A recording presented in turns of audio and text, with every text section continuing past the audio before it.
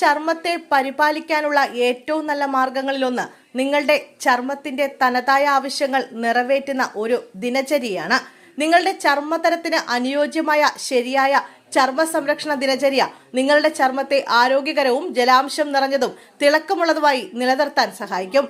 അതേസമയം വരൾച്ച പോലുള്ള ചർമ്മ പ്രശ്നങ്ങൾ അകറ്റി നിർത്തുകയും ചെയ്യും.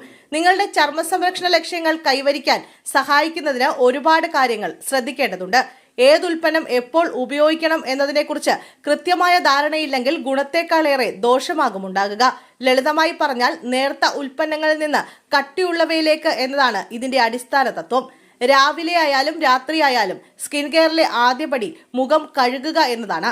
ചർമ്മത്തിലെ അഴുക്കും എണ്ണമയവും നീക്കം ചെയ്താലേ മറ്റുൽപ്പന്നങ്ങൾ ഉള്ളിലേക്ക് ആഴ്ന്നിറങ്ങുകയുള്ളൂ. നിങ്ങളുടെ ചർമ്മത്തിന് അനുയോജ്യമായ ഒരു ഫേസ് വാഷ് ഉപയോഗിച്ച് മുഖം കഴുകുക. മുഖം കഴുകിയ ശേഷം ചർമ്മത്തിന്റെ pH നിലനിർത്താനാണ് ടോണർ ഉപയോഗിക്കുന്നത്. കൈവെള്ളയിലോ കോട്ടൺ പാഡിലോ അല്പം ടോണർ എടുത്ത് മുഖത്ത് മൃദുവായി തട്ടിക്കൊടുക്കാം. ഇത് സുഷിരങ്ങളെ വൃത്തിയാക്കാൻ സഹായിക്കും. വിറ്റമിൻ സി, ഹൈലൂറോണിക് ആസിഡ് തുടങ്ങിയ സെറമുകൾ ഉപയോഗിക്കുന്നവർ ടോണറിന് ശേഷമാണ് അത് പുരട്ടേണ്ടത്.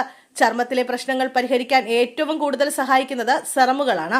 ഇവ ചർമ്മത്തിലേക്ക് ആഗിരണം ചെയ്യപ്പെടാൻ കുറച്ച് സമയം നൽകുക. കണ്ണിന് ചുറ്റുമുള്ള ചർമ്മം വളരെ സെൻസിറ്റീവാണ്. അതുകൊണ്ട് തന്നെ മോയ്സ്ചറൈസറിന് മുമ്പ് ഐ ക്രീം ഉപയോഗിക്കുന്നതാണ് നല്ലത്.